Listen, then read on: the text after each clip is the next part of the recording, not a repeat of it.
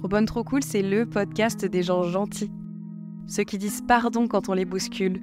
Ceux qui s'inquiètent des autres avant même de s'inquiéter pour eux-mêmes. Ceux qui disent bonjour dans la rue sans passer pour des fous. Et ceux qui tiennent la porte à la vieille dame à la boulangerie. Oui, ça existe encore des gens comme ça. Et c'est pour tous ces super-héros invisibles que j'ai créé cette safe place. Parce que gentil is the new cool, donnons la parole à celles et ceux qui réussissent autrement et qui se font respecter sans grogner.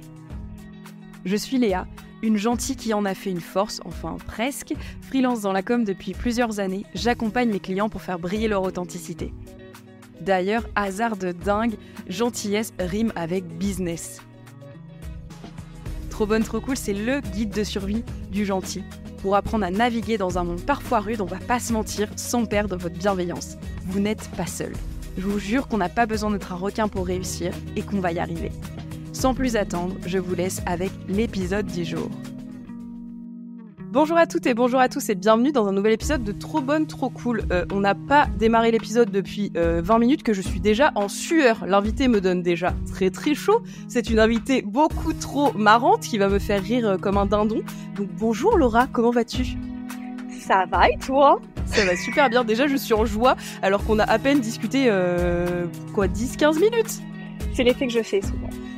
Exactement. Tu es meilleur qu'un médicament, tu devrais être remboursé par la Sécu si tu veux mon avis. Je vais écrire au gouvernement. Parfait. En plus, c'est bien le moment, je pense, d'écrire au gouvernement. On parle pas. Laura, est-ce que tu peux te présenter pour les auditrices auditeurs qui ne te connaîtraient pas encore ? Déjà, si vous me connaissez pas, je suis un peu choquée.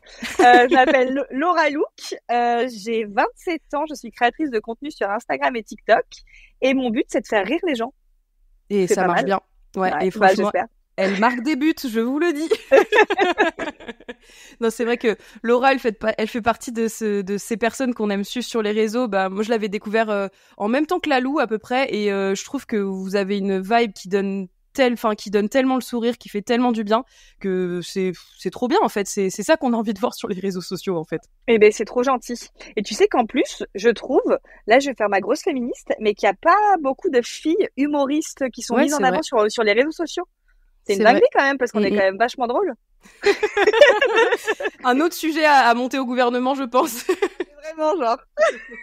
Non, mais ouais, c'est vrai. Je pense que, en vrai, je saurais même pas l'expliquer. J'allais me lancer dans des théories un peu foireuses, mais je saurais même pas l'expliquer. Peut-être que les femmes, on ose moins faire de l'humour de peur d'être jugées aussi. Et puis c'est souvent que, enfin moi je sais que par exemple quand je fais des blagues et qu'il y a des mecs qui rigolent, ils sont en mode putain mais t'es drôle pour une fille. Ah, putain. Bah ta gueule, mais oui, je suis hyper drôle. Oui. Ça n'a rien à voir avec mon sexe. Et oui, c'est ce que j'allais dire. Mais... Juste dis, t'es drôle, mais pour une fille, pas besoin. Ta gueule. Ouais, j'avoue. Mais en plus, c'est le genre de commentaire où les gens pensent qu'ils sont gentils, alors que c'est comme là il y a un truc qui m'agace, tu vois, une personne qui prend du poids et qu'elle est là, et juste elle vit. Les gens ils vont dire ah putain j'aime trop. Attends c'est quoi assumer. Ouais. Vraiment, je trouve que tu vis, tu t'assumes, mais il y a même pas une question de s'assumer, juste je vis quoi. Et les gens, ils sont insupportables avec leurs faux compliments. Moi, j'appelle ça des faux compliments. Ouais, puis moi je le vois aussi sous couvert de fausse bienveillance, tu vois, de dire genre je m'inquiète pour toi, c'est trop bien que t'assumes. En fait, je t'ai rien demandé. Vraiment. Vraiment. Un conseil, ferme ta gueule, comme on dirait dans un dîner presque parfait. Non mais mais ouais, et puis après quand tu montes au credo et que tu dis ah ben non c'est pas cool de dire ça et tout, les gens c'est là qu'ils rentrent dans des trucs de ah ben façon on peut plus rien dire, et je suis en mode non mais tais-toi en fait. Ah la société de maintenant, oh là là, ah c'est féministe, il y a jamais rien qui leur vend. Exactement. Moi j'avais justement fait un épisode là-dessus de la règle des 15 secondes, je sais pas si tu la connais.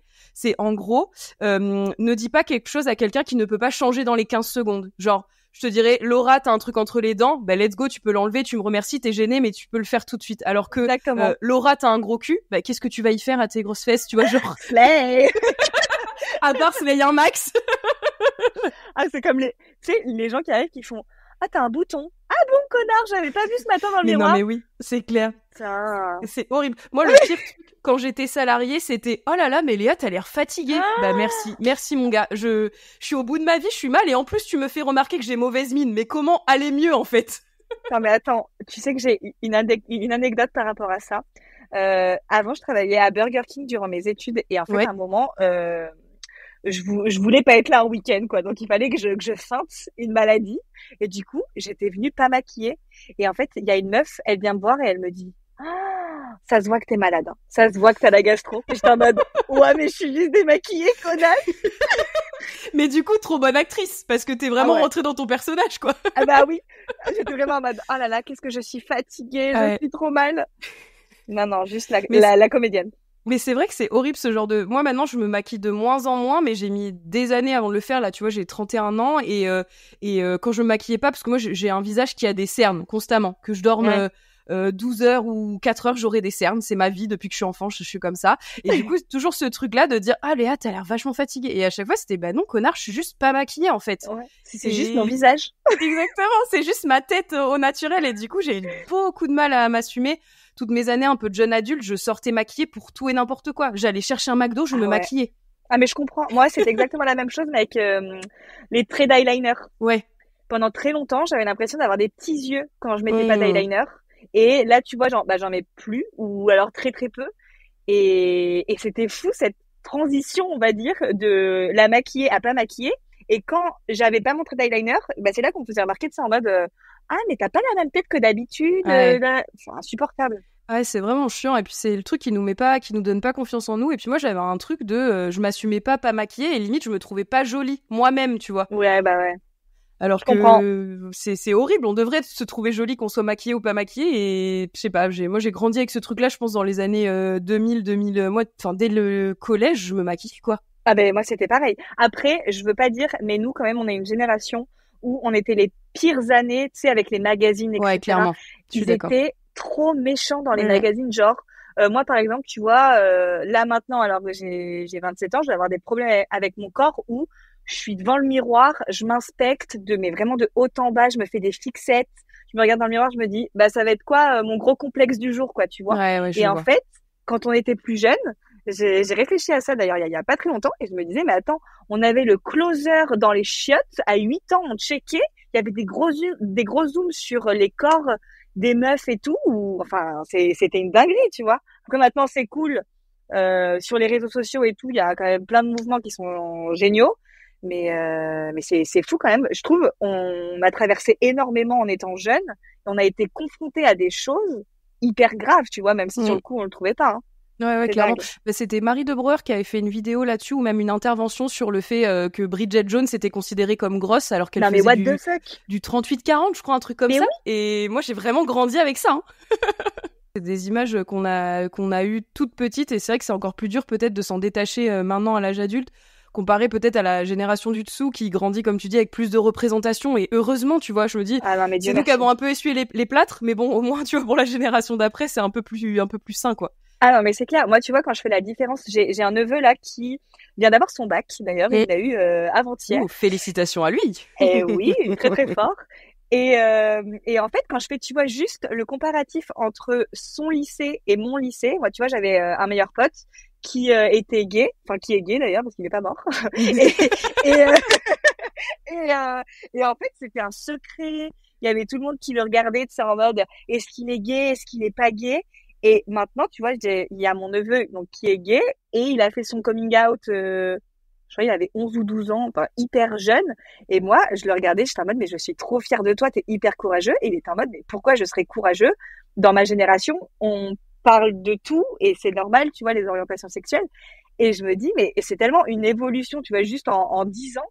C'est fou le chemin qu'on a fait, tu vois, grâce aux réseaux sociaux, je pense. Ouais. Mais c'est trop bien. Et puis c'est même plus, enfin, tu vois, je pense que la génération de ton neveu, c'est même plus un effet d'annonce. C'est genre, enfin, tu sais, c'est genre, enfin, tu vois, c'est normal.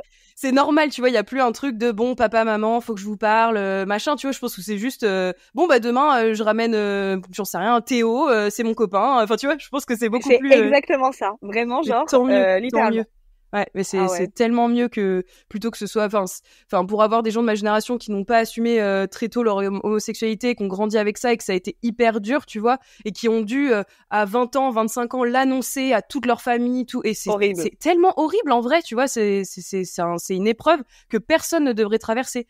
ton orientation sexuelle, ça ne devrait pas te mettre dans une case. Je comprends pas que ce soit, je comprends pas comment c'est possible de dire, je suis gay, du coup, faut que je l'annonce à tout le monde. Non, ça devrait être, c'est la normalité. C'est même pas ça devrait, c'est que c'est la normalité. C'est la normalité, complètement. Mais bon.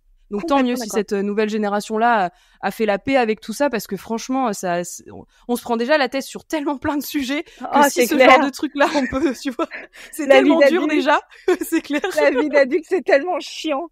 C'est clair. Donc si on peut leur éviter ce genre de truc-là, de pas être complexé par leur corps et de pas d'assumer, complètement leur sexualité, franchement, mais let's go quoi. Ah mais c'est clair, c'est trop important. Écoute, ça me fait un point d'entrée trop bien vers ma première question, mais pas tant, mais c'est pas grave, je vais faire comme si j'étais une super journaliste et que je rebondissais. Allez, Claire Chazal. Exactement. C'est marrant que tu te dises ça, Laura, parce que je voulais te poser la première question du podcast. Bon allez, je me remets dans ma position de quelle position, je ne sais pas où je vais avec cette phrase. Allez. Je suis dispersée. Laura, est-ce que tu peux me donner ta définition de la gentillesse et comment ça s'incarne dans ton quotidien? La gentillesse, qu'est-ce que c'est que la gentillesse pour moi? Déjà pour moi, la gentillesse, c'est pas forcément positif. Ouais. C'est bizarre comme réponse, mais tu vois, tu peux être, moi par exemple, pendant très longtemps, j'ai été extrêmement gentille, mais c'était pas très positif pour moi. Tu vois ce que je veux dire? Ouais, je vois. C'était plutôt positif pour les autres. Et parfois, moi, je pense que la gentillesse, c'est surtout être gentil envers soi-même avant d'être gentil avec les autres. Pendant très longtemps, j'étais très vilaine avec moi-même, mais très gentille avec les autres. Et donc, du coup, je m'en oubliais. Comment je vis avec ça? Maintenant bien, avant mal.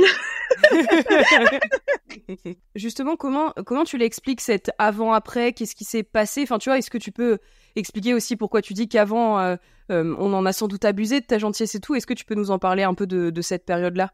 Ouais, c'était surtout, moi, tu vois, au lycée, même au collège, moi, j'ai toujours été très gentille, peut-être un peu trop naïve, parce que souvent, la gentillesse, on va dire, putain, cette meuf, elle est archi naïve parce qu'elle est trop gentille. Ouais. Et moi, je me disais, je vivais aussi un peu dans mon monde de gros bisounours, on va dire ça comme ça, où je me disais, mais si je suis gentille avec les gens, forcément, ils vont être gentils avec moi.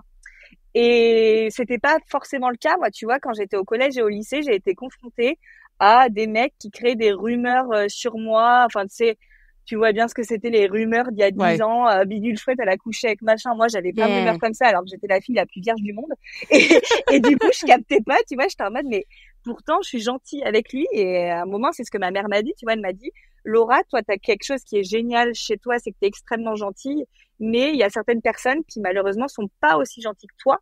Et du coup, je lui disais, mais je comprends pas, je suis triste. Pourtant, ces personnes, elles en abusent. Et tu vois, en grandissant, j'ai appris à être gentille avec les bonnes personnes. Parce que souvent, on se dit, comme Léna situation, plus égale plus. Tu vois, moi, dans ma tête, c'était ça. Mais parfois, le plus, tu le donnes pas à n'importe qui. Tu vois, faut juste que tu choisisses les bonnes personnes. Et moi, c'est ce qui a été assez compliqué, tu vois, dans mon développement, on va dire ça comme ça. Je pense que j'ai eu un déclic, quoi. Un déclic, ouais. Je me suis réveillée vers 24 ans, 25 ans. Je pense que ça coïncide avec le moment où je me suis mise sur les réseaux sociaux. Ok. J'ai eu un ras-le-bol de gentillesse, vraiment. Même vis-à-vis des amis, tu vois, il y avait des amis qui abusaient de ma gentillesse et je donnais, mais j'avais rien en retour. Ou même, tu vois, il y a ma famille aussi, tu vois, il y a certaines personnes de ma famille, j'ai été archi gentille.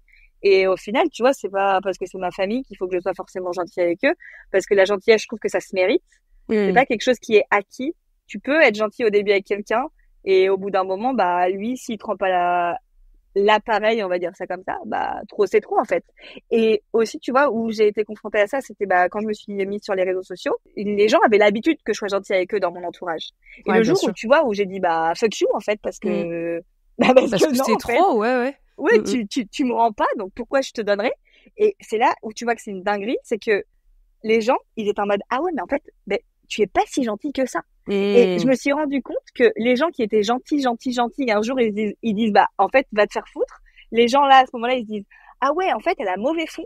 Mais quand c'est un gros connard qui passe sa vie à être un gros connard, et un jour il fait une seule bonne action parce que je sais pas, le mec il s'est réveillé, il s'est dit vas-y je vais être sympa.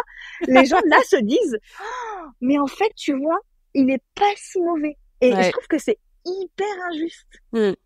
Et là tu vois maintenant j'ai eu de la chance, moi les réseaux aussi ça m'a donné grave confiance en moi. Bah maintenant t'es pas gentil avec moi, et va te faire foutre quoi. C'est genre j'avance, et si t'es sympa avec moi, tu auras ma gentillesse. Et si t'es pas gentil, tu auras pas ma gentillesse. Et si tu trouves que je suis une mauvaise personne, parce qu'il y avait aussi ça, tu vois, qui rentre en jeu, où je me disais, en fait, j'étais hyper, l'avis des autres, il comptait énormément pour moi. Et au final, au fur et à mesure, même avec les vidéos, le nombre de fois où les gens, ils me laissaient des commentaires horribles. Moi, au début, j'étais en mode, mais c'est affreux, on pense à moi, mais quelle horreur! User 485 000 trouve que je suis trop moche et que j'ai un nez horrible.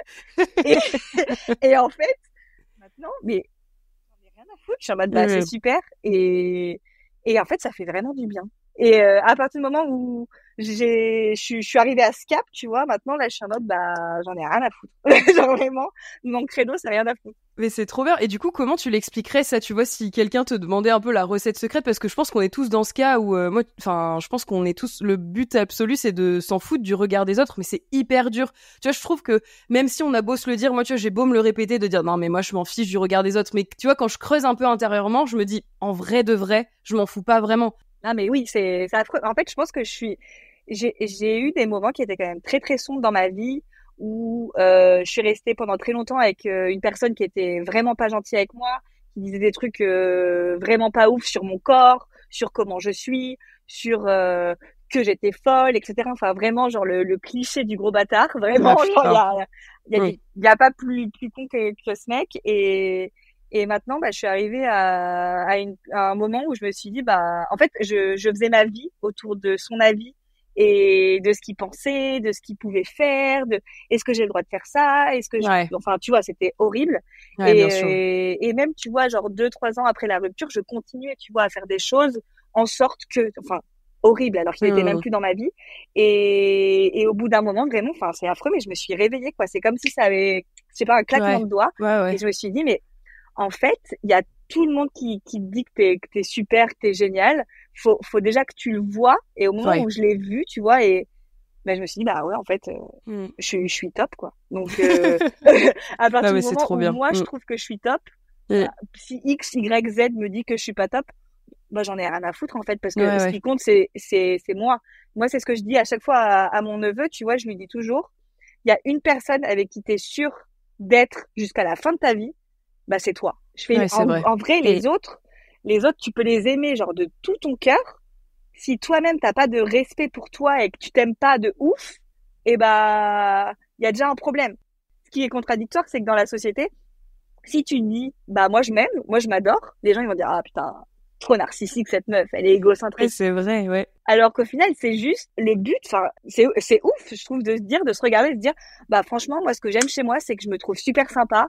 Et je me trouve cool, tu vois, je me trouve drôle, je me trouve pétillante. Et ça, je trouve que c'est archi important. Mais c'est vrai que c'est dur, c'est marrant que tu le dises, parce que tu vois, moi, quand j'ai lancé le podcast, je l'ai lancé un peu sur la pointe des pieds, parce que je me suis auto-proclamée gentille, tu vois. Et au début, dans tous mes premiers épisodes, je dis mais qui suis-je pour me proclamer gentille, enfin, tu vois, machin, alors que c'est vrai que t'as raison. En fait, c'est une qualité qu'il faut mettre en avant, comme tu dis, le côté pétillant, souriant et tout. En plus, les autres, ils nous le transparaissent au quotidien, donc pourquoi on n'oserait pas le dire pour nous-mêmes? Pourquoi ça fait tout de suite narcissique, tu vois? Mais c'est ça. En fait, les gens, enfin, je pense que c'est le monde, en fait, ils ont du mal à, je sais pas, à se faire des compliments. En fait, compliments, faut toujours que le compliment vienne d'une autre personne. Mais non. Moi, c'est ce que je dis. Je suis drôle, j'y peux rien, mais je le sais. Tu vois, genre, j'ouvre la bouche, les gens rigolent. À un moment, c'est une preuve. C'est la preuve, ouais, c'est clair. Non, mais t'as raison, mais c'est trop bien d'assumer ce truc-là, et je pense qu'on est tellement pas habitué à ça, et pourtant ça fait tellement du bien, tu vois, c'est tellement rafraîchissant. Et en plus, quand tu le dis, on a l'impression que tu rigoles. Tu vois, je sais pas, le fait que tu te fasses des compliments, on met ça sur le compte de l'humour. Mais pourquoi? Non, mais on est d'accord. Genre, moi, par exemple, un jour, je vais bien m'habiller, je me coiffe bien, je me regarde, je dis putain, je slay trop là. Et tu sais, genre on va me regarder en mode putain, mais toi t'es égocentrique. Non, en fait, juste regarde-moi. C'est une dinguerie. Et après, les gens, ils disent, ouais, toi, tu t'aimes trop. Bah, en fait, est-ce que c'est une mauvaise chose de trop s'aimer? Moi, en fait, j'ai passé trop de temps, et c'est pour ça, tu vois, que maintenant, c'est une fierté. J'ai passé trop de temps à pas m'aimer. Genre, vraiment, je trouvais que j'étais méchante, j'étais vilaine, enfin, même physiquement, tu vois, je me disais, bah, il y a ça qui va pas. Bon, ça continue, tu vois, encore un peu de dysmorphobie ou, ouais, dysmorphophobie. Je crois qu'il manquait un. Il en manquait un. Et tu sais, c'est archi important si toi tu le fais pas, en plus de ça, bah, il y a personne qui le fera. Moi, tu vois, à partir du moment où je me suis regardée et j'étais en mode, bah, en fait, non, ça, c'est trop bien chez moi et ça, c'est trop bien chez moi. Et là, honnêtement, dans les 3-4 mois plus tard, j'ai rencontré mon copain actuel.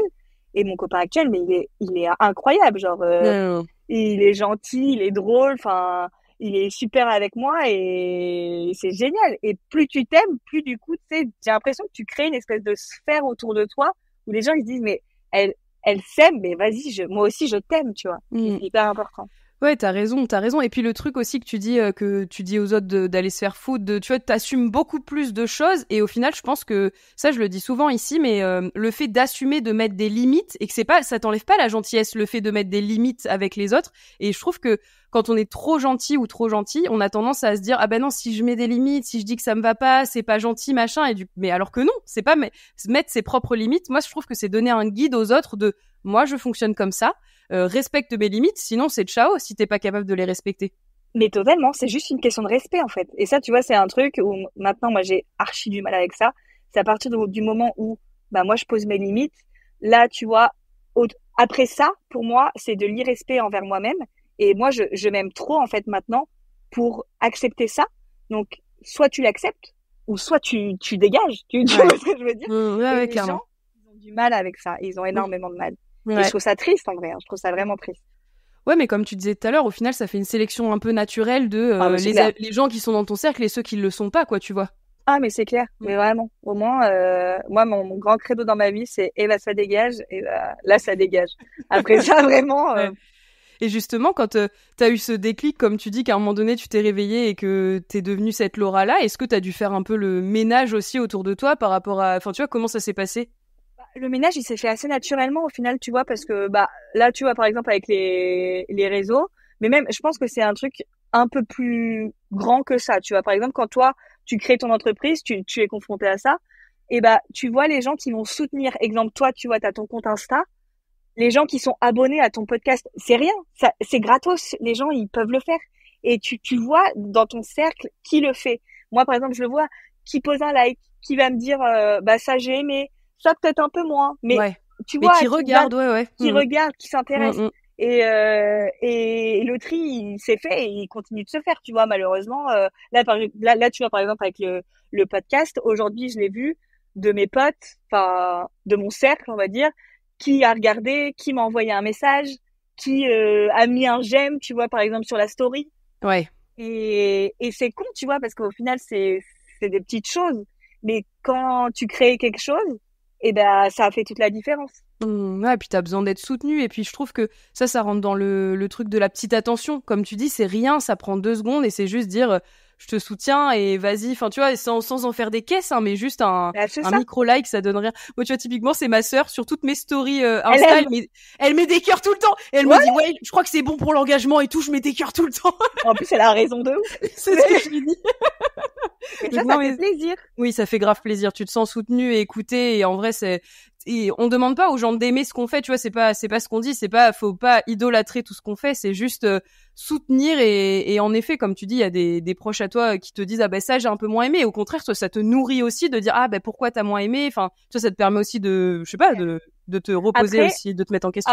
Après, tu vois, apprendre aussi avec nuance, parce que genre par exemple, si genre j'ai 0 feedback et d'un coup il y a une personne qui pop comme ça qui me dit ah bah ça j'ai pas aimé, bah oui. Bonjour. Ouais, genre. Ouais, je comprends. C'est selon le degré de la personne et le degré d'implication de la personne. Exactement. Genre, ouais, bah ça, j'ai pas aimé, bah c'est cool. Bah, genre, vraiment, trop bien. Ok, cool. Ouais, mais vraiment. Ouais, je vois vraiment. Et du coup, tu disais aussi que tu voulais t'entourer que de belles personnes. Ça veut dire quoi pour toi, des belles personnes? C'est quoi que tu vas chercher chez l'autre aujourd'hui? Et ben moi, je recherche la gentillesse. C'est important. Enfin, pas forcément la gentillesse, mais je dirais que par exemple, si je m'implique à 100%, je veux une personne qui s'implique au même pourcentage. Moi, j'ai eu des amitiés, des relations, enfin vraiment de tout, où j'étais impliquée à 100 parce que moi, pour le coup, quand j'aime une personne, je l'aime vraiment, vraiment, vraiment, et je suis à donf derrière elle, je fais énormément de choses pour cette personne.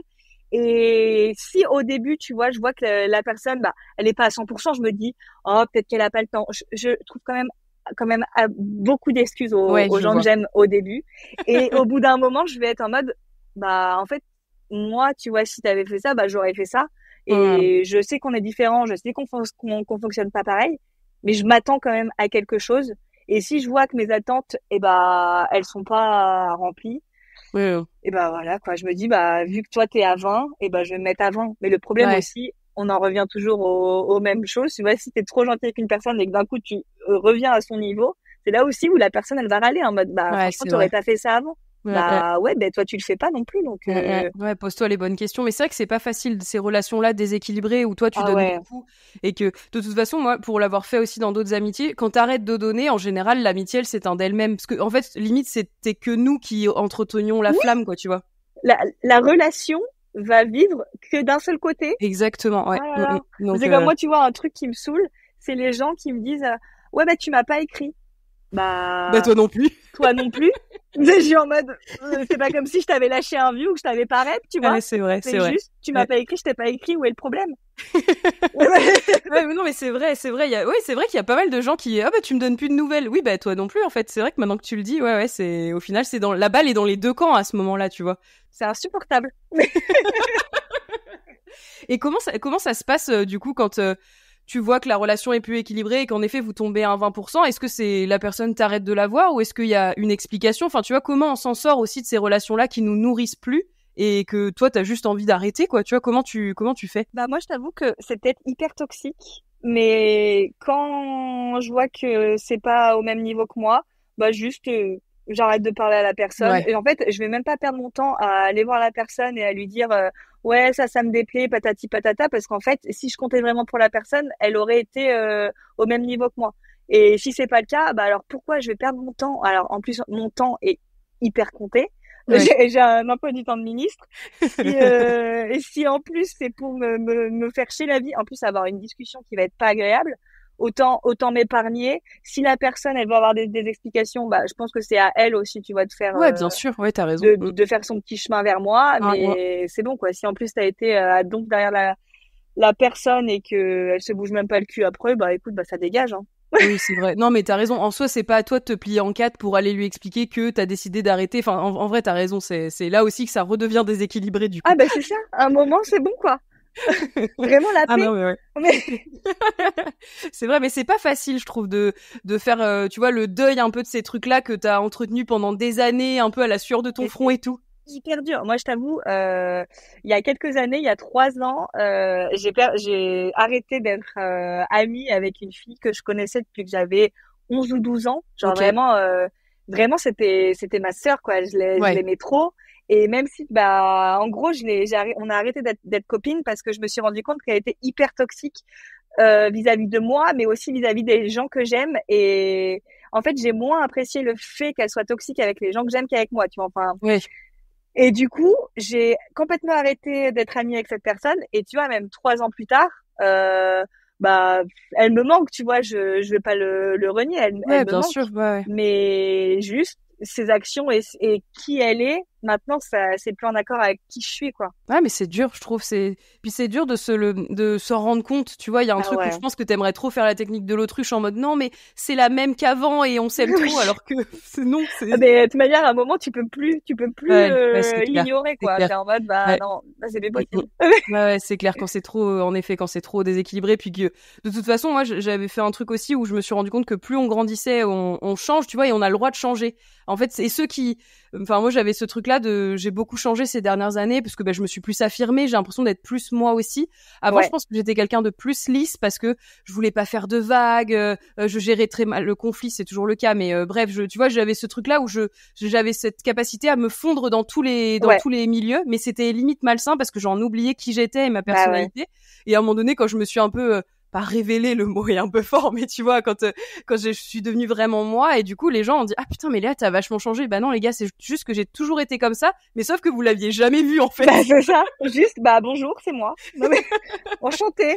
Ouais, mais c'est pas facile parce que du coup tu passes enfin moi j'étais, tu sais, la fille hyper populaire qui a trop d'amis mais limite trop de relations, tu vois, superficielles qui ne servent à rien, qui nourrissent rien, mais ça me faisait du bien, ça me faisait sentir aimée, appréciée un peu partout. On voit venir le people pleaser, tu vois. Mais t'étais jeune aussi, tu vois. Ouais, exactement. Ouais, exactement. Non, c'est clair que c'est un truc de jeunesse, je pense, de vouloir se faire aimer de tous. Mais j'ai fait un peu un deuil de tout ça, tu vois. Franchement, c'est bien. Mais je pense que j'étais un peu pareil que toi. Hein.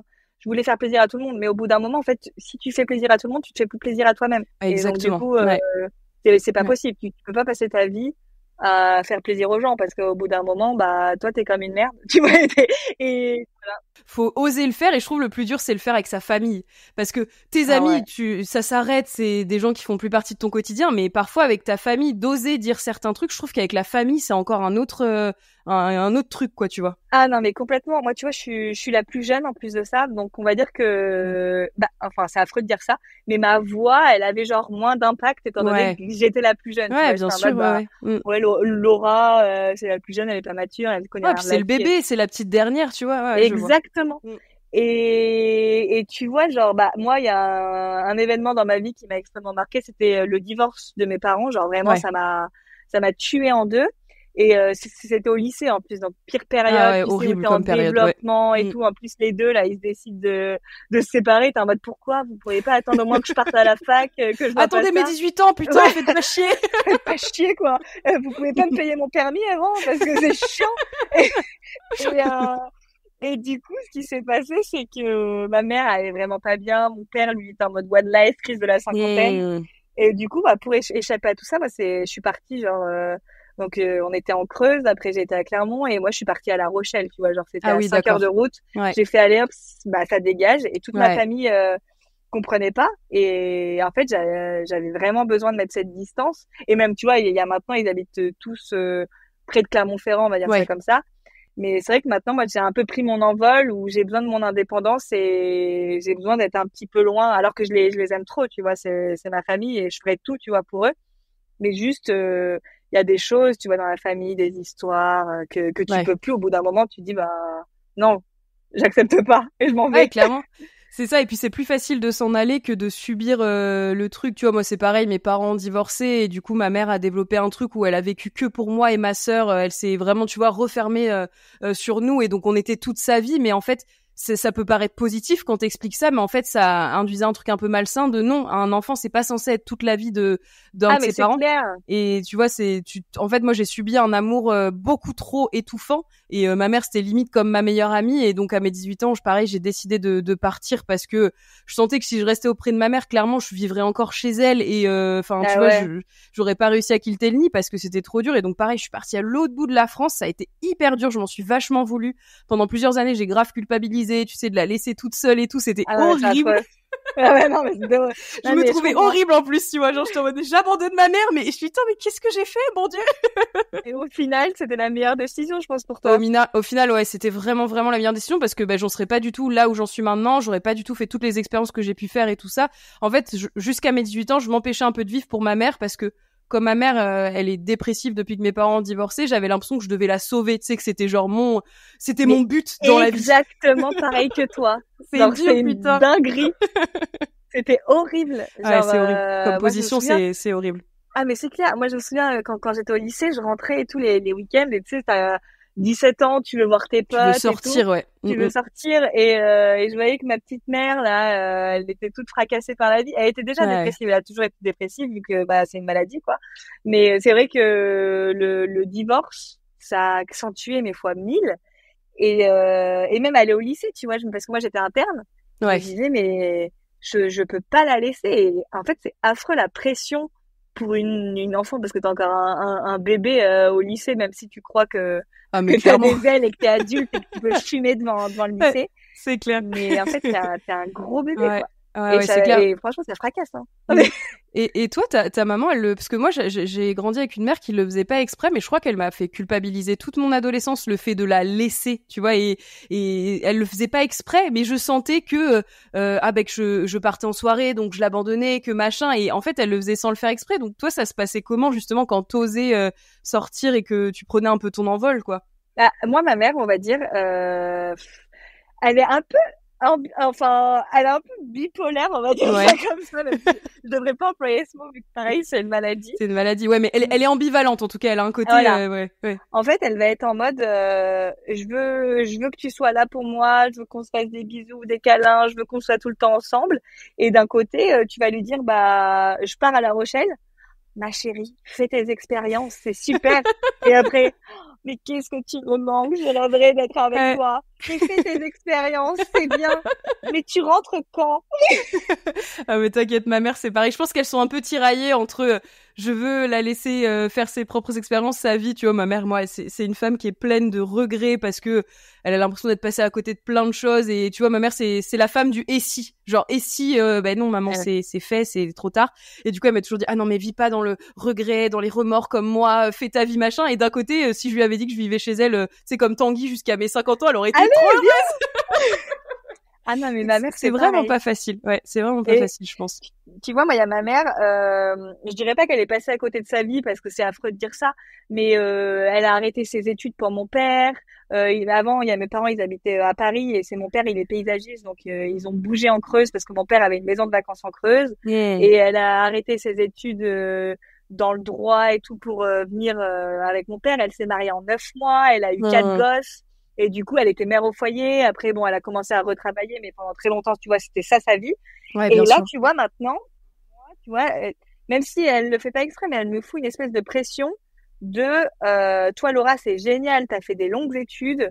Là, maintenant, t'as une entreprise, tu travailles parce que je travaille encore à côté, donc je travaille encore à côté. Ouais. Elle me dit, toi, c'est cool, tu es dans une carrière, là, ce que tu fais sur les réseaux, ça fonctionne.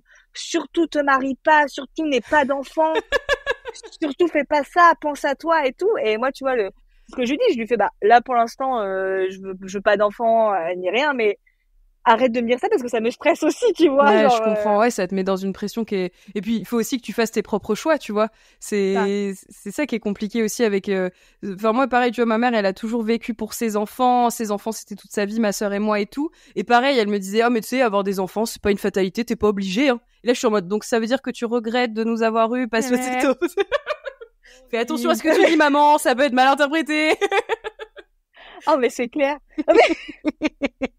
Donc bon, non mais moi ma mère, je pourrais en parler pendant des heures. Après j'ai fait énormément de thérapie, maintenant ça va beaucoup mieux parce que voilà, je culpabilisais beaucoup. Maintenant avec ma mère, c'est beaucoup plus apaisé, je la vois avec beaucoup plus de plaisir alors qu'avant c'était vraiment moins je la voyais, mieux je me portais parce qu'en fait quand je la voyais, ça me ramenait au truc de merde, je l'ai abandonnée. Elle est restée au même endroit que je l'ai laissée quand je suis partie il y a 6 mois. Et du coup, ça me mettait dans une posture où tu sais, je me disais, le moindre objet est au même endroit dans la maison. Il y a juste un peu plus de poussière qui s'est accumulée. Et tu sais, ça me mettait un bourdon après quand je repartais. J'étais en mode, ah mon Dieu, j'ai envie de mourir, laissez-moi. Enfin, genre, j'étais prête à rester chez elle et dire, c'est bon, j'abandonne tout, j'emménage chez toi. Ah, mais je comprends exactement. Mais par contre, je trouve que t'as été archi courageuse de faire une thérapie. Ouais, j'ai eu trop besoin. Ah ouais, j'ai eu trop besoin parce que en fait, ça pesait trop lourd sur mes épaules. Bah ouais, mais toi, t'as jamais pensé à faire, à te faire aider sur ces sujets-là? J'ai déjà été voir une psy, mais en fait, moi, la problématique dans ma vie, c'est, alors que je suis hyper, j'aime bien communiquer, etc. Ouais. Mais quand il est question de choses qui m'ont énormément blessée, c'est vrai que je suis une putain d'huître, genre je me renferme sur moi. Ouais, je vois. Et le problème, c'est que les psys, tu vois, elles posaient des questions et parfois, j'avais l'impression qu'elle voulait trop rentrer dans mon intimité.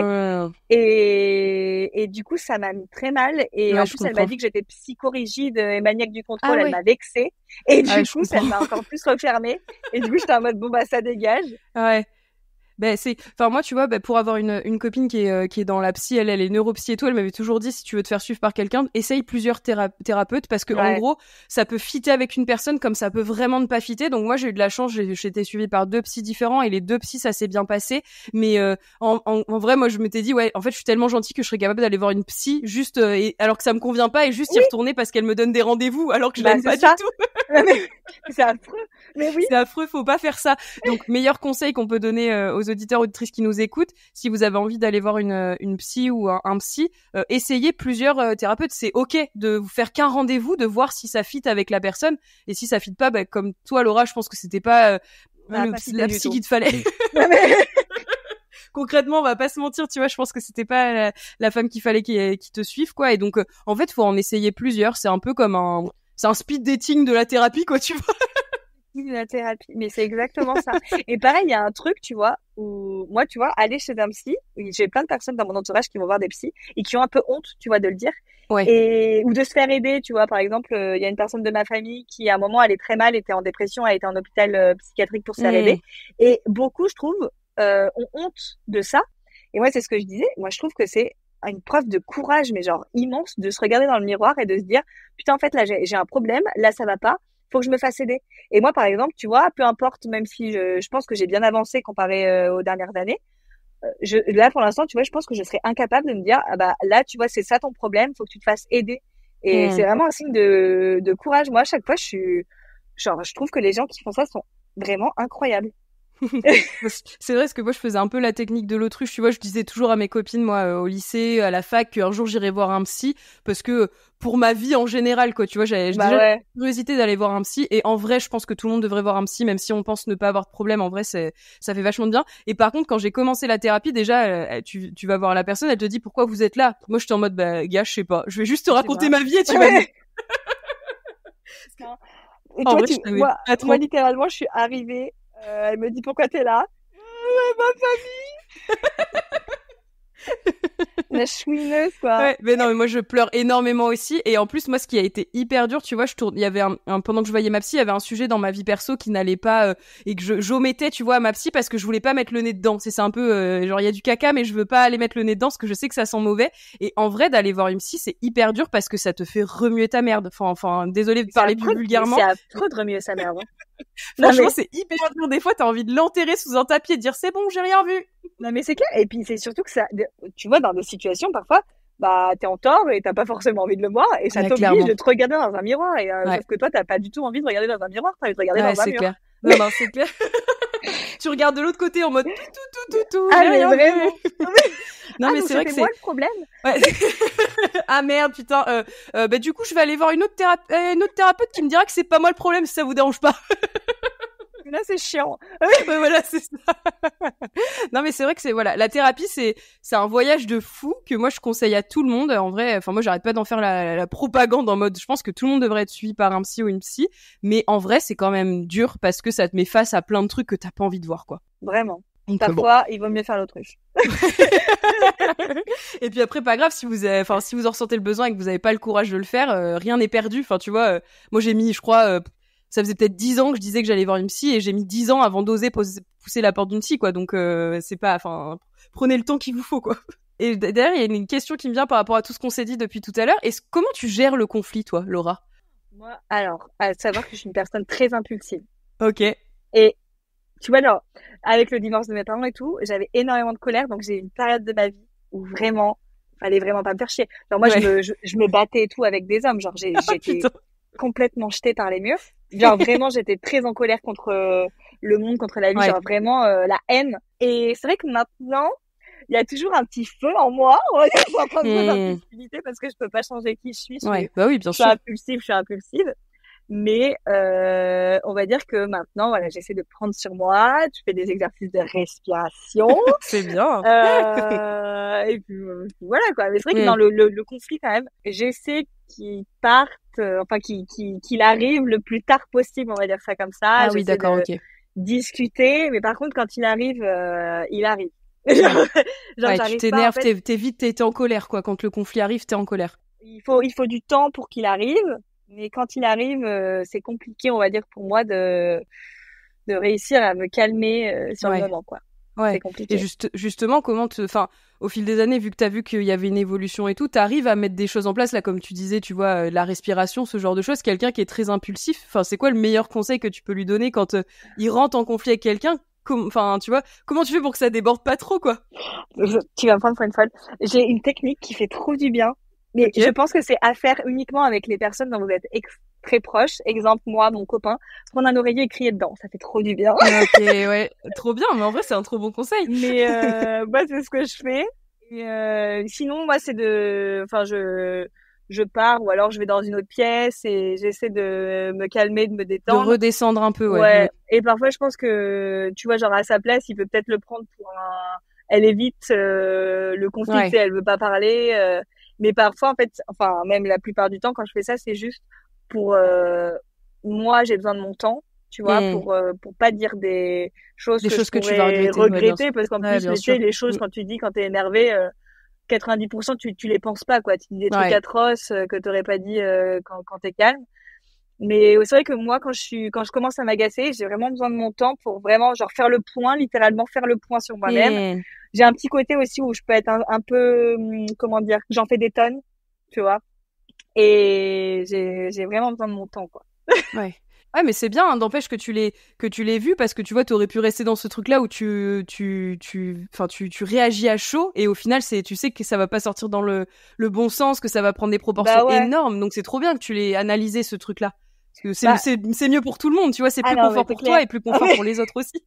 Ah ouais, en plus, moi, tu vois, j'ai un truc où, vu que j'ai été vraiment, enfin, j'ai été dans une période où j'étais vraiment énervée contre la vie, on va dire, je me mettais dans des colères noires et après, tu vois, tu t'en veux. Ouais. Et là, bah là, maintenant, avec la maturité et tout, je me dis, bah, en fait, en plus, se mettre dans des situations, des états comme ça te sert à rien, à part Mhm. être juste complètement folle. Ouais, puis ça te Vraiment. fait du mal en vrai, même à Ah, toi, mais tu sais, oui, ça oui. te ronge de l'intérieur. Après, je pense que c'est vraiment pas sain non plus. Donc, ouais, et puis, je pense que de toute façon, là, avec le fait que tu dises que tu cherches que des belles personnes, je pense que tu t'entoures aussi de personnes qui te mettent plus dans ces états-là. Ah Enfin, oui, tu vois, je maintenant, pense que c'est tout ça, fini. c'est lié avec avant, tu vois, ce que tu disais tout à l'heure, le mec qui était toxique pour toi et tout. Tu vois, je pense que c'est aussi Ah non, mais c'est la clair. Laura d'avant, quoi. Ah mais oui, mais complètement. Là maintenant, tu vois, moi, mon entourage, il est hyper sain. Franchement, je me dispute, par exemple, jamais avec mes potes, tu vois. Enfin, ou Hmm. alors s'il y a un problème, et en vrai, je sais même pas s'il y a des problèmes, mais quand il y a un truc qui va pas forcément, bah juste on en parle ou quoi que ce soit, et puis voilà quoi. Hmm, Et hmm. avec mon copain, bah c'est pareil. Après, t'as forcément les petits conflits de ah t'as pas vidé de la vaisselle. Mais mais bon, voilà quoi. Ouais, Ça va pas plus ouais, loin. ça passe vite, ouais, c'est clair. Moi, j'avais ce truc-là au début que je me suis mis avec mon mec, parce que mon mec et moi, on gère hyper mal le conflit tous les deux, et du coup, on a tendance à ne rien se dire, mais tu vois, que la situation après dégénère au bout d'un moment, parce qu'on est tellement à faire la technique de l'autruche qu'au bout d'un moment, ça pète et ça va pas. Donc maintenant, on met en place des choses pour se parler avant d'atteindre le point de rupture, tu vois. Mais Ouais. ça n'a pas été facile aussi, parce qu'il faut oser aussi dire quand il y a quelque chose qui va pas. Moi, c'est quelque chose que j'osais pas faire. Dire quand j'ai besoin de quelque chose. Je sais pas si toi, t'arrives à le dire quand t'as besoin de Alors, quelque chose.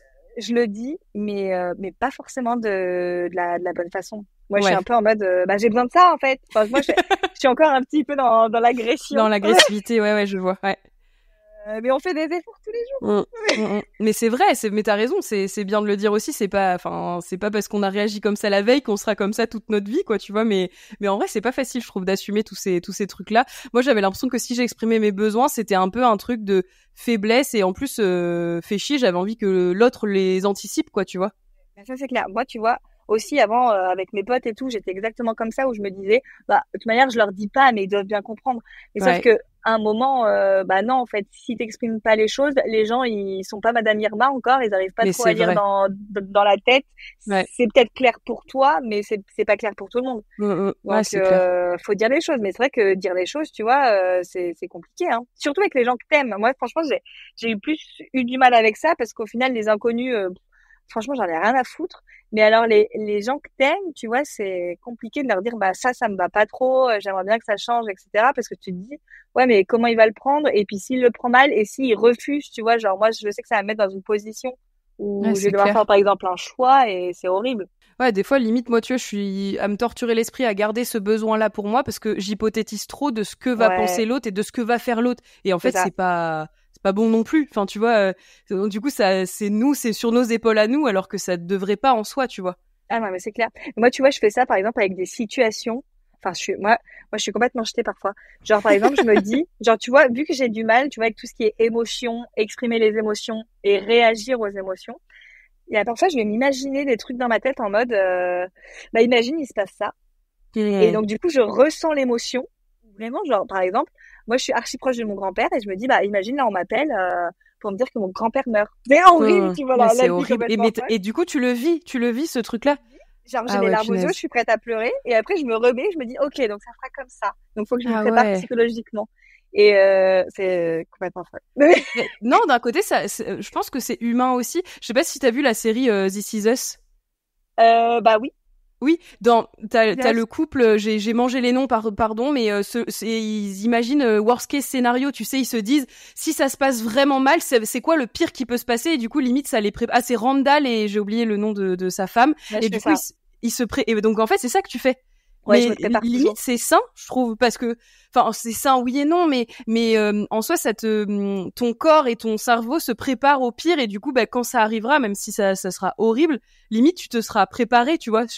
Mais ouais, mais tu vois, moi j'avais lu un article là-dessus parce que je me dis c'est quand même pas normal d'être comme ça. Ouais. Et au final, les gens, enfin la personne qui écrivait l'article disait que les personnes qui faisaient ça aimaient se faire un peu du mal parce qu'ils vivaient plusieurs fois les mêmes émotions. Ah oui, ok. Ah ouais, c'est intéressant, ouais. Et du coup, je me dis, et moi aussi, tu vois, je me disais, non, au moins c'est bien, ça me prépare et tout. Et en fait, il disait, mais en fait, c'est quand même un peu chelou parce que si t'as parce que c'est souvent avec les émotions qui sont très négatives quand même que je fais ça, jamais avec les trucs de joie. C'est ce que j'allais dire. Est-ce que tu te refais les trucs de ouf, tu sais, genre, et si ça se passe comme ça, putain, je vais être rincé de un max. Jamais. Con, c'est dommage, Laura, il va falloir le faire. Franchement, faut que je m'entraîne. Mais c'est toujours avec des trucs horribles. Et du coup, les émotions, je vais les vivre plusieurs fois. Et ça te fait du mal 2 fois, quoi. Donc, ouais, c'est clair. Non, mais... c'est un peu de l'autoflagellation, quoi. Tu vois, c'est en mode, mais complètement. Je sais pas pourquoi on fait ça, des fois. C'est l'enfer sur Terre. Même le truc, tu vois, qu'on disait, d'hypothétiser les réactions des autres, de se faire des scénarios dans nos têtes. Mais pourquoi on fait ça? Genre, où est-ce que ça nous mène, en fait? À nulle part. Littéralement nulle part. À part nous faire du mal. C'est fou quand même. Quand parce que moi c'est des questions que je posais pas en dehors de Trop bonne trop cool, tu vois. Et quand on y réfléchit, on se dit putain, mais l'humain est quand même chelou de ouf. Hein. Non mais vraiment, genre, vraiment les humains sont trop bizarres. Mais oui, je sais pas pourquoi on s'inflige des trucs comme ça alors que on pourrait être tellement plus tranquille. Tu vois, moi je donne souvent l'exemple de l'imbécile heureux. Je me dis est-ce qu'il y a des gens qui se posent moins de questions? Tu vois, moi c'est ma grande question de la vie. J'ai envie de savoir si un jour est-ce qu'il y a vraiment des gens qui sont imbéciles heureux en mode est-ce qu'ils se posent pas de questions? Ça n'existe pas. Mais je pense pas que ça existe. Non, je pense pas. Tu sais, il y a certaines personnes, parfois, vraiment, tu les regardes, tu dis, lui, il doit pas se poser beaucoup de questions dans la vie. Ouais, mais c'est pas bon signe, du coup, tu vois, sur le ton que tu le dis. Il a pas l'air d'être si dérangé que ça, tu vois. C'est dérangé, j'adore. Mais oui, moi, tu vois, j'aimerais bien, justement, interviewer ce genre de personnes-là et en fait, se rendre compte que c'est nous qui hypothétisons le fait qu'ils ne se posent pas de questions. Mais en fait, ça se trouve, ils s'en posent des millions comme nous, tu vois. C'est d'imbécile heureux, quoi. Non mais c'est vrai que c'est pas facile en vrai, je trouve, d'arrêter. Enfin moi tu vois, je me disais toujours non mais un jour je vais arrêter de me poser trop de questions parce que tout le monde a toujours dit, tu vois, depuis mon enfance, non mais Léa, tu te poses trop de questions, arrête. Et un jour je me suis dit je vais arrêter. Mais comment tu fais pour arrêter de te poser des questions? Mais limite, je trouve que c'est bizarre si tu te poses juste plus de questions. Ouais, peut-être. Ouais. Enfin, moi par exemple quand je suis dans une situation et que je vais me poser des questions, je suis en mode c'est que la situation, tu vois, je sais pas, elle me tient, elle te stimule, tu vois, ouais. Elle me stimule. Si à un moment j'arrive, je me pose pas de questions, c'est que moi je suis un peu en mode ouais. Bon, si ça se passe, ça se passe, si ça se passe pas, tu vois ce que je veux dire, genre t'en as rien. Ouais, je vois. Ouais, c'est peut-être aussi un gage de ça m'intéresse et du coup mon cerveau mouline sans que je lui demande forcément. Après ça dépend des situations, tu vois. Ouais. Tu vois par exemple vis-à-vis des relations, si t'es je sais pas, si t'as un pote et que tu te poses toujours 20 000 questions, est-ce qu'il me fait la gueule, est-ce que machin, est-ce que bidule, est-ce que chouette, je trouve ça pas bien. Moi, tu vois, par exemple, quand j'ai rencontré mon copain, c'était fluide comme tout. Genre, vraiment, je me disais, mais où est le vice? Où est le problème? Je vois. Et du coup, je me disais, mais qu'est-ce qui va se passer et tout? et c'était, genre, ça a coulé de source et je me posais aucune question. Et même au bout d'un moment, tu vois, j'en parlais à ma mère et je me disais, mais maman, il y a pas de problème. Je me pose aucune question. Et elle me disait, c'est bien, non? Et j'étais en mode, ouais, mais du coup, ça me met mal. Je comprends tellement. Moi, quand je me suis mis avec mon mec, c'est un gentil, un vrai, et c'était la première fois. Moi, je suis vraiment le cliché de la meuf qui cherchait le bad boy, enfin bref, c'était l'enfer sur terre avant que je me mette avec mon mec. Et quand je me suis mise avec lui, je me suis dit non, mais c'est pas possible, il est trop gentil, je vais le manger, il fait ce que je veux quand je veux, il est très gentil, très à l'écoute, très attentionné et tout. Et je me disais, il y a un loup, il y a un truc qui va pas. C'est pas possible. En fait, pas du tout. C'est juste que ça existe, les gens comme ça, tu vois. Et c'est une personne normale. Exactement. Et en plus, moi, j'ai eu un truc toxique de me dire, non, mais c'est parce qu'on s'aime pas assez. Parce qu'il y a pas de problème, il y a pas de conflit. Du coup, ça veut dire qu'on s'aime pas, c'est pas la passion. Mais ta gueule, putain. La passion, c'est ce que j'avais lu. La passion, c'est un truc qui, enfin, déjà, c'est juste que ça monte, et puis d'un coup, bam, tu t'écrases, quoi. Exactement, ouais. Mais ça, moi, c'est les comédies romantiques.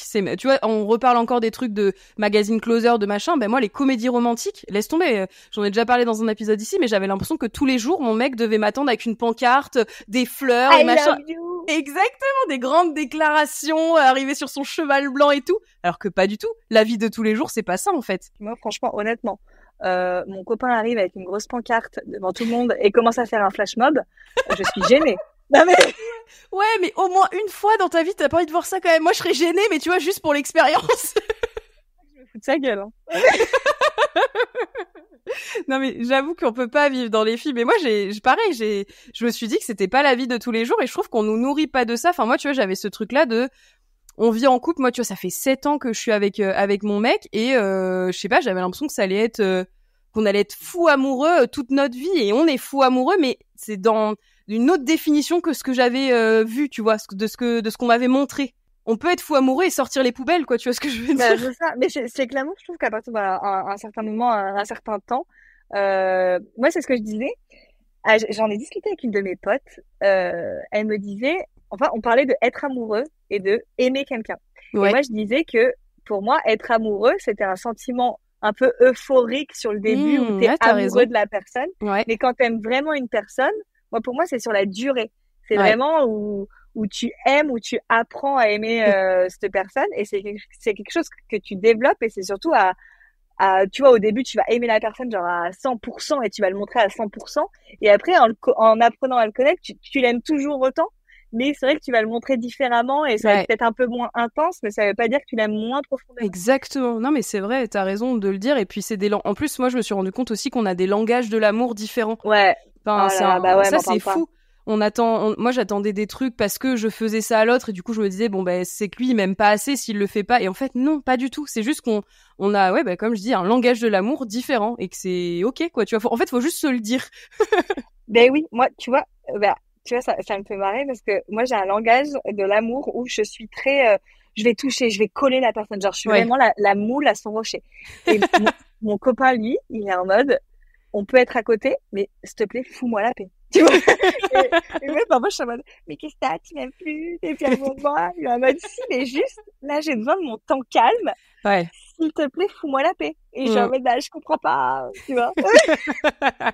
Mais c'est vrai, mais c'est trop bien qu'il ait réussi à te l'exprimer parce que tu vois, il aurait pu aussi rien dire, subir le truc et au bout d'un moment juste te renvoyer chier en mode, non, mais c'est bon, là, Laura, alors que là, au moins, tu le sais, tu vois, il y a pas de surprise. Et c'est pas facile de dealer avec tout ça. Enfin, voilà, moi, je me dis, quand je me suis mise en couple, j'avais 24 ans, du coup, et j'étais pas prête, moi, à être en couple. Je savais pas ce que ça voulait dire, en fait. Genre, vivre avec quelqu'un au quotidien. Vivre avec quelqu'un au quotidien. Moi, mon copain, il est juste à côté, en plus, il m'entend dire ça.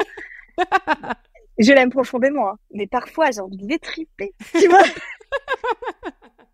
Mais en même temps, c'est tellement différent d'aimer quelqu'un et de vivre avec lui. Enfin, moi, tu vois, moi, mon mec, c'est autant mon meilleur ami que mon mec, tu vois. Et parfois, c'est plus mon meilleur ami que mon mec. Et enfin, tu vois, voilà, aussi, que ce soit ok comme ça. C'est cool aussi de juste rigoler avec lui et de pas toujours être dans la passion et l'amour, enfin, tu vois. Et puis, des fois, t'as pas envie de ça, t'as pas le temps, quoi. Oui, t'es en mode, oh, vas-y, flemme, quoi. Genre... je suis fatiguée. Non, mais c'est vrai, t'as raison. Mais c'est des trucs auxquels, enfin, je sais pas, on t'explique pas ça. Moi, personne m'avait dit qu'être en couple, c'était aussi juste regarder une série en commun le soir et rigoler, quoi. Tu vois, personne m'avait prévenu de ça.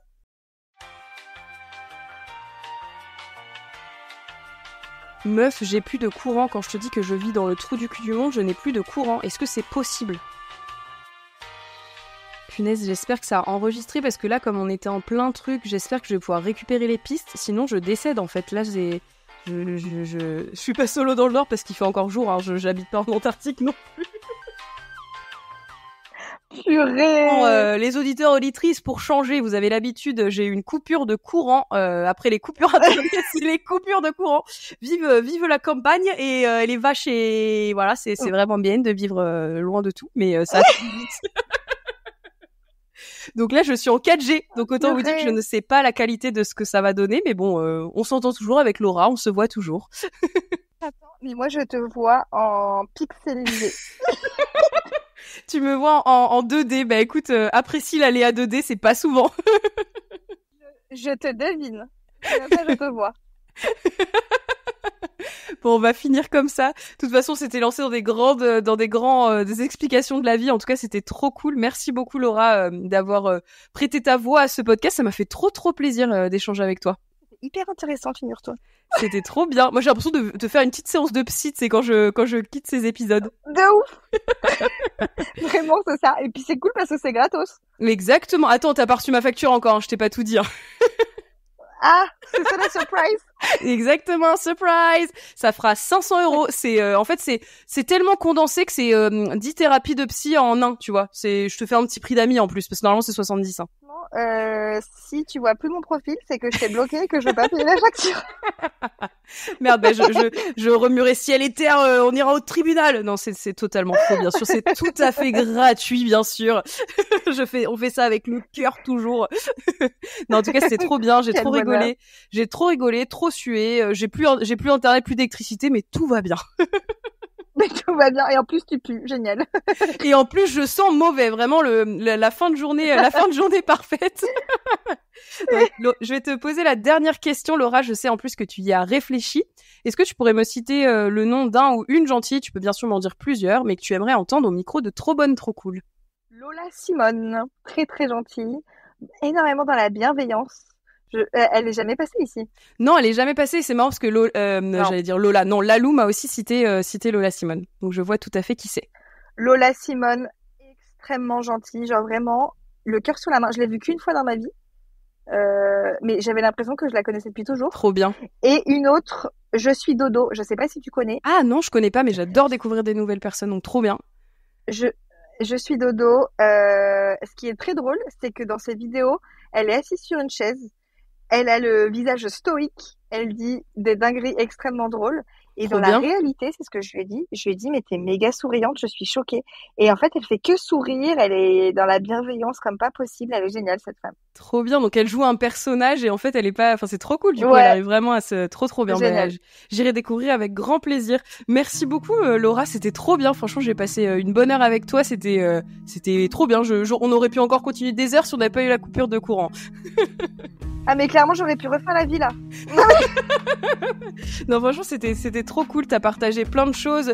En plus, le côté impulsivité, je l'avais peut-être moins représenté ici. Donc, je pense que t'as donné aussi des clés pour ceux qui sont peut-être un peu plus comme tu disais, un peu plus colériques, qui en veulent un peu au monde entier, comme t'as pu être dans ton adolescence et tout. Donc, franchement, c'était trop intéressant. Merci beaucoup pour le partage. De m'avoir invité. C'était trop chouette. On va conclure ici. Merci aux auditrices et auditeurs qui nous auront écoutés jusqu'ici. On espère que l'épisode vous aura plu autant qu'il nous a plu. Je vous donne rendez-vous dans une semaine pour un nouvel épisode de Trop Bonne, Trop Cool, le café, la version solo de Trop Bonne, Trop Cool. Et sinon, à dans 2 semaines avec un ou une super invitée. Je vous souhaite un bon été parce que cet épisode sortira durant l'été. Et non, Trop Bonne, Trop Cool ne s'arrête pas l'été. Je ne vais pas vous laisser j'allais dire dormir au bord de la plage sans podcast. Mais non, si tu dors, tu ne m'écoutes pas. Mais bref, vous avez compris l'idée. Je suis là tout l'été avec un rythme classique parce que voilà, je trouvais ça trop cool de continuer. J'ai plein d'invités encore dans ma malle à gentil à vous partager, donc c'est toujours un plaisir. Merci Laura, prends soin de toi, je te fais des bisous et des bisous aux auditeurs auditrices. À très bientôt. Gros bisous.